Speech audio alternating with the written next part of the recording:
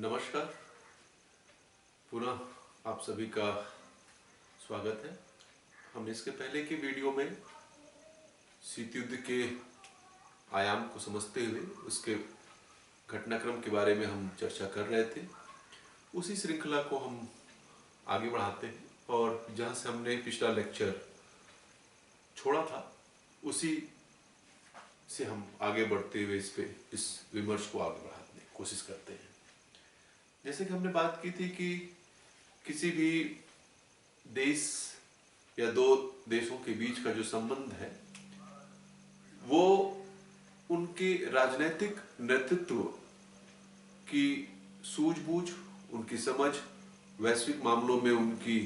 अभिरुचि, वैश्विक मामलों की उनकी समझ और उनका व्यक्तित्व, उनकी दृष्टि, उनकी वैश्विक दृष्टि, इन सारे विषयों को मिलाकर के, इन सारी चीजों को मिलाकर के तय होती है। और हमने इसके पहले जब चर्चा की थी तो देखा था कि कैसे स्टालिन और रूजवेल्ट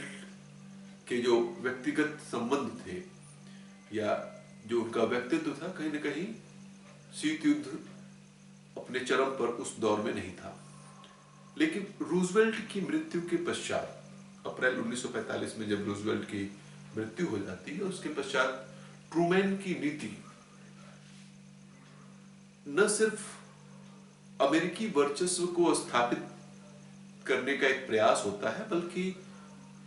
कहीं न कहीं उस अमेरिकी वर्चस्व की स्थापना के क्रम में पूरा का पूरा जो वैश्विक मंच है उसको शीत युद्ध के वातावरण में परिणत करने में भी अपना महत्वपूर्ण योगदान देता है। हमने चर्चा की थी कि किस प्रकार से अणु बमों का इस्तेमाल और किस तरह से अविश्वास की जो एक रेखा है उन स्टालिन और ट्रूमैन के बीच में खींच जाती है, और जो एक तरह से मौन समझौता स्टालिन और रूजवेल्ट के मध्य हुआ था, जिसमें कि रूजवेल्ट इस बात की तरफ अनिच्छुक था कि अमेरिका यूरोप की धुरी या केंद्र के रूप में अपनी भूमिका निभाए, और इसके प्रत्युत्तर में स्टालिन भी यूरोप के उस वर्चस्व की होड़ से अपने आप को बचा रहा था। लेकिन रूजवेल्ट की मृत्यु के पश्चात और स्टालिन की इन नीतियों के कारण जो ट्रूमैन ने अपनी अमेरिकी नीति स्थापित की, उस नीति के कारण स्टालिन भी अब यूरोप के सोवियतीकरण की तरफ या साम्यवादीकरण की तरफ अपने कदम बढ़ाता है, या उसकी दिशा में वो आक्रामक होकर के उस दिशा में प्रयास करना प्रारंभ कर देता है। और हम जब उस काल की परिस्थितियों को जब समझते हैं, देखते हैं, तो हम इसको भली भांति समझ पाते हैं कि किस प्रकार से वो तत्कालीन परिस्थितियां जो रूजवेल्ट और स्टालिन के बीच की एक सहमति थी, वो कैसे बिखरती हुई सी दिखाई देती है, टूटती हुई सी दिखाई देती है। और जो एक तरह से यूं कहें कि 1917 का बोल्शेविक क्रांति के समय का जो अविश्वास की जो स्थिति थी वो अब एकदम सतह पे आ जाती है। एक तरह से समय की धुरी अपने इस काल से पीछे जो मित्र राष्ट्रों की जो एक मित्रता थी उसको दरकिनार करते हुए, उसको हाशिए पे रखते हुए पुनः जो एक अविश्वास का दौर न सिर्फ शुरू होता है बल्कि एक वर्चस्व की होड़ भी शुरू हो जाती है। और इस वर्चस्व की होड़ में जो एक प्रमुख मुद्दा बनता है वो होता है पोलैंड।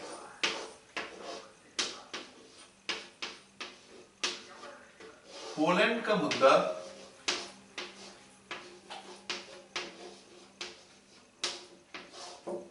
शीत युद्ध के दौर का एक बहुत महत्वपूर्ण मुद्दा होता है, और यह मुद्दा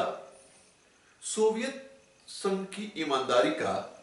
एक निर्णायक मुद्दा भी बनता है। एक निर्णायक प्रश्न बन जाता है कि पोलैंड की स्थिति पर किस तरह के वो अपनी स्थिति स्पष्ट करता है। यहां पर इस बात को स्पष्ट करना आवश्यक है कि इस पोलैंड के प्रश्न को लेकर के जो क्रीमिया के सम्मेलन में, याल्टा के सम्मेलन में कोई निर्णय नहीं हो पाया। जो 4 फरवरी 1945 से और 11 फरवरी 1945 के बीच में जो याल्टा कॉन्फ्रेंस हुई थी, जो याल्टा सम्मेलन हुआ, जो क्रीमिया सम्मेलन के नाम से भी जाना जाता है,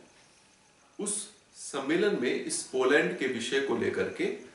कोई सहमति नहीं बन पाई। पश्चिमी धुरी और सोवियत संघ के मध्य। सोवियत संघ इस बात के लिए अड़ा हुआ था कि जो पोलिस जो सीमा है, जो सोवियत संघ और पोलैंड की जो सीमा है, वो 1941 की सोवियत पोलिस सीमा को ही स्वीकार किया जाए, जिस पर पश्चिमी देशों में कोई सहमति नहीं बनी। दूसरा, सोवियत संघ ये चाहता था कि पोलैंड को जर्मनी के कुछ जो क्षेत्र हैं वो पोलैंड को प्रदान किए जाए, और इस पर भी जो पश्चिमी जो देश थे वो भी इस बात को लेकर के सहमत नहीं थे। और इस बात पर निर्णय न होने के कारण इसको आगे की शांति संधि के लिए छोड़ दिया गया कि इस पर जो निर्णय होगा वो आगे की शांति संधि में किया जाएगा। इसी बीच जो एक उसके पूर्व जो घटनाक्रम होता है, उसमें जुलाई 1944 में सोवियत संघ अपने प्रभाव का इस्तेमाल करते हुए पोलैंड में लुब्लिन में एक सरकार की स्थापना करा देता है, जिसका कमोवेश पोलैंड के संपूर्ण क्षेत्र पर अपना प्रभाव रहता है, होता है। यहां यह बात भी उल्लेखनीय है कि पोलैंड की एक निर्वासित सरकार, गवर्नमेंट इन एग्जाइल, लंदन में भी थी, और कहीं न कहीं वो भी इस बात का दावा कर रही थी कि वो पोलैंड की जनता का प्रतिनिधित्व करती है या उसकी जनमानस की अपेक्षाओं का प्रतिनिधित्व करती है। और कहीं न कहीं ये विषय जो है ये महत्वपूर्ण थे। याल्टा सम्मेलन में, जो क्रीमिया का सम्मेलन फरवरी 1945 में हुआ, उसमें यह तय हुआ कि सोवियत संघ और अन्य जो पश्चिमी देश हैं, अमेरिका, ब्रिटेन, फ्रांस, वो इस बात को सुनिश्चित करेंगे कि पोलैंड में एक स्वतंत्र और निष्पक्ष चुनाव हो, और उस चुनाव में सभी को एक बराबर का प्रतिनिधित्व उसमें प्राप्त हो और सभी की भागीदारी उसमें दिखाई दे। इस प्रक्रिया, इसको रूजवेल्ट जो है इसको स्वीकार कर लेते हैं, और कहीं ना कहीं इस बात की उनकी आलोचना भी होती है कि याल्टा सम्मेलन में पोलैंड के संदर्भ में वो सोवियत प्रभाव को वो स्वीकार कर लेते हैं। पोलैंड में चुनाव होते हैं और साम्यवादी प्रभाव की सरकार भी बनती है, लेकिन उसमें कृषक दल भी उस चुनाव में एक जो है वो महत्वपूर्ण स्थिति में रहता है और धीरे धीरे उसका प्रभाव पोलैंड में बढ़ता है। कृषक दल, और इस कृषक दल के बढ़ते हुए प्रभाव से कहीं न कहीं सोवियत संघ और पोलैंड की जो साम्यवादी सरकार है वो सुसंकित होती है कि इसके पीछे पाश्चात्य जगत का कहीं न कहीं एक परोक्ष हाथ है, और साम्यवादी सरकार के द्वारा उस कृषक दल का दमन शुरू हो जाता है। और इस घटनाक्रम के बाद पोलैंड में वस्तुतः एक पूर्ण रूपेण से साम्यवादी प्रभाव की सरकार की स्थापना हो जाती है। और याल्टा सम्मेलन में, जो क्रीमिया के सम्मेलन में जिस बात की सहमति बनती हुई दिखाई दी थी कि इसमें स्वतंत्र और निष्पक्ष चुनाव के द्वारा सभी को बराबर का प्रतिनिधित्व होगा और एक निर्वाचित सरकार की स्थापना होगी, ये उद्देश्य जो है वह पूर्ण नहीं हो पाता है। इसके साथ ही इस पोलैंड में साम्यवादी प्रभाव की सरकार की स्थापना हो जाती है। लेकिन एक बात यहां महत्वपूर्ण है कि साम्यवादी सरकार की स्थापना के बावजूद भी पोलैंड की जो साम्यवादी व्यवस्था में राष्ट्रीयता के जो तत्व हैं वो विद्यमान रहते हैं। यानी कहीं ना कहीं पोलैंड के जो लोग हैं उनमें राष्ट्रीय जो विषय का जो पक्ष है वो काफी गहराई तक जुड़ा रहता है। इस घटनाक्रम से विशेष तौर पे ब्रिटेन और फ्रांस को काफी आघात लगता है, क्योंकि जब हम द्वितीय विश्व युद्ध के कारणों की तरफ देखते हैं या पड़ताल करते हैं तो उसमें देखेंगे कि जो 1939 में 1939 में ब्रिटेन और फ्रांस जर्मनी के विरुद्ध युद्ध में जब सम्मिलित होते हैं या जो युद्ध की घोषणा करते हैं, वो कहीं न कहीं उनका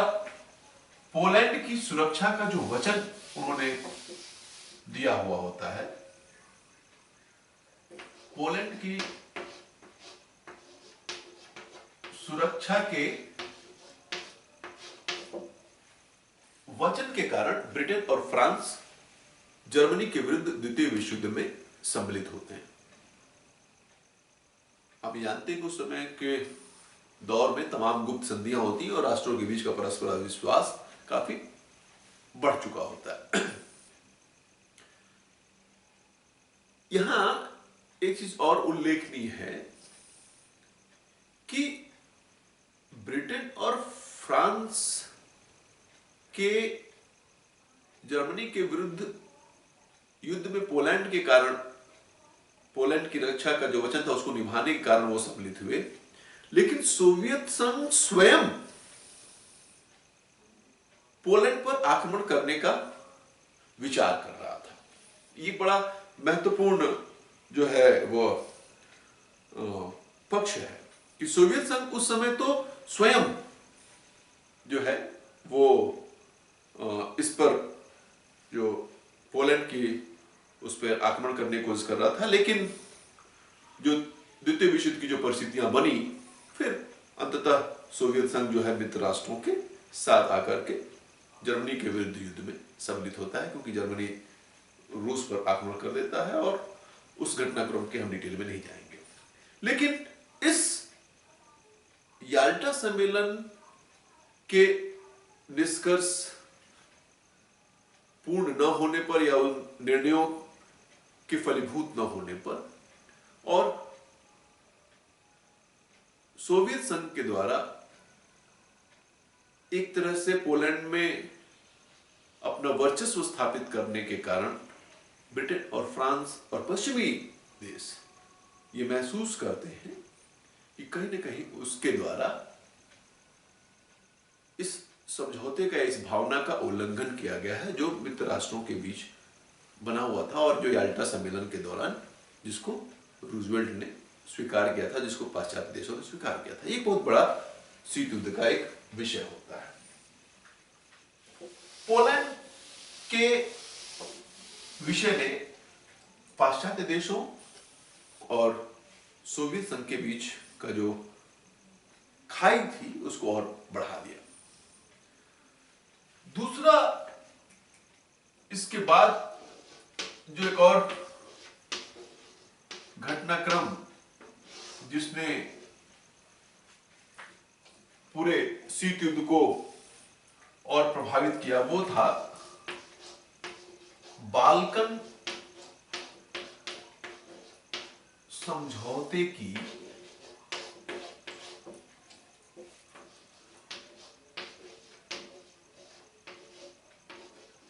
अवहेलना। जो बाल्कन क्षेत्र था, रोमानिया, बुल्गारिया, ग्रीस, यूगोस्लाविया, इस क्षेत्र को लेकर के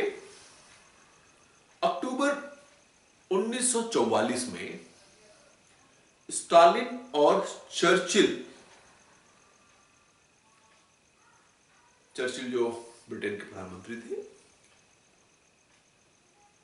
वो मॉस्को में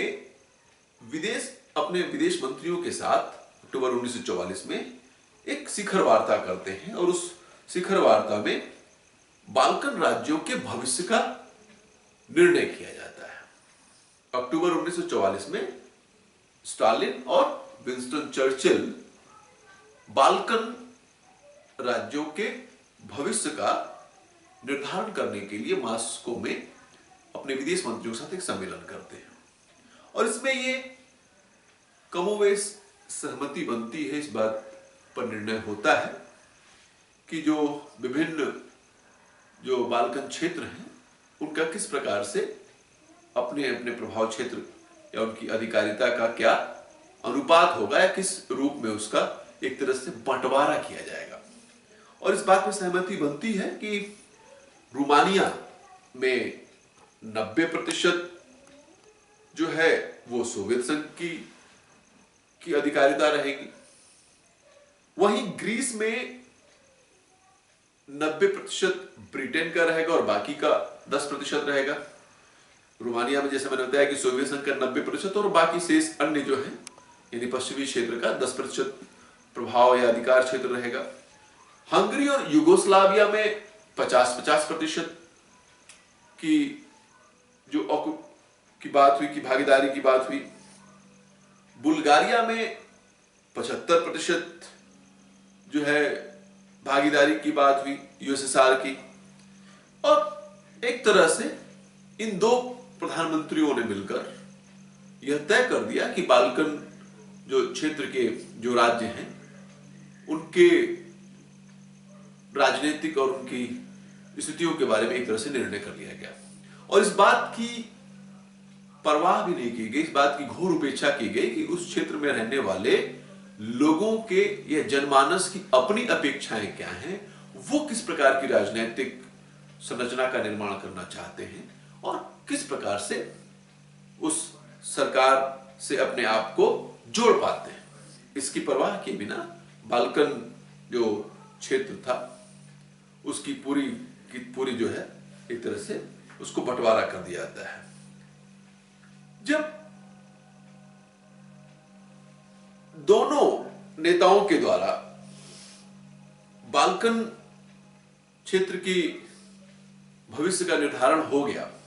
लेकिन यह संधि भी कहीं ना कहीं अक्षुण्ण नहीं रही। इसमें भी इसकी भी अवहेलना होने लगी, जो सहमति बनी थी उसकी भी अवहेलना होने लगी और ग्रीस जिसमें ब्रिटेन का प्रभाव था, उस ग्रीस के अतिरिक्त बाकी अन्य देशों में सोवियत साम्यवादी जो विचारधारा का एक तरह से प्रभाव स्थापित कर दिया गया सोवियत संघ के द्वारा और साम्यवादी सरकारों की स्थापना कर दी गई। जैसे कि हम जानते हैं कि बुल्गारिया में 75% सोवियत संघ की भागीदारी थी, रोमानिया में 90% थी, यूगोस्लाविया और हंगरी में 50-50% की भागीदारी थी। और कहीं ना कहीं इस अपने सोवियत संघ ने पूर्वी यूरोप के इन राज्यों में अपने प्रभाव का इस्तेमाल करते हुए और इस बात की परवाह नहीं की कि स्वतंत्र और निष्पक्ष चुनाव के द्वारा वहां पर सरकारों की स्थापना की जाए। सिर्फ यूगोस्लाविया में, जिसमें कि टीटो साम्यवादी सरकार की स्थापना करते हैं और जिसको टीटो को ब्रिटिश व्यवस्था का भी समर्थन मिलता है, और कहीं ना कहीं यूगोस्लाविया में छोड़कर शेष अन्य राज्यों में साम्यवादी सरकारों के पक्ष में जनमत शायद नहीं था। इन बाल्कन क्षेत्रों में सोवियत सरकार, साम्यवादी सरकार की स्थापना हो जाती है और ग्रीस में ब्रिटिश प्रभाव रहता है, लेकिन ग्रीस पर भी निरंतर यह दबाव बना रहता है कि वहां भी साम्यवादी सरकार की स्थापना हो जाए। अब पाश्चात्य देशों की यह चिंता हो जाती है, ब्रिटेन की, अमेरिका की, फ्रांस की, कि ग्रीस में साम्यवादी प्रसार को कैसा रोका जाए, कैसे सोवियत संघ के प्रसार को ग्रीस में रोका जाए। और जो अभी तक सोवियत जो एक तरह से प्रभाव क्षेत्र विस्तार कर रहा था पूर्वी यूरोप में, कहीं ना कहीं अब बाल्कन क्षेत्र जो है वह शीत युद्ध का नया रण क्षेत्र बन गया। शीत युद्ध का ये नया रण क्षेत्र बन गया कि कैसे अपना प्रभाव विस्तार इस क्षेत्र के राज्यों में किया जाए और बिना जनमानस की भावनाओं की कद्र किए हुए वहां पर साम्यवादी और सोवियत प्रभाव की सरकारें स्थापित हो गई। तो एक जो बड़ी समस्या जो है वह यह बाल्कन समझौते की अवहेलना जो है एक बहुत बड़ा कारण रहा शीत युद्ध के इस विस्तार का, या उसको एग्रीवेट करने का, उसको और ज्यादा बढ़ाने का। आज के लेक्चर में हम यहीं तक बात करेंगे। आगे के हम लेक्चर में जो शीत युद्ध के अन्य जो घटनाक्रम हैं उनके बारे में चर्चा करेंगे, और आशा है कि ये जो लेक्चर है, जो हमने एक आपस में बात की, डिस्कशन किया, वो आपको थोड़ा बहुत समझ में आया होगा, या मैं आपको समझा पाने में थोड़ा बहुत सफल होऊंगा। आपके सुझाव आमंत्रित हैं। बहुत बहुत धन्यवाद।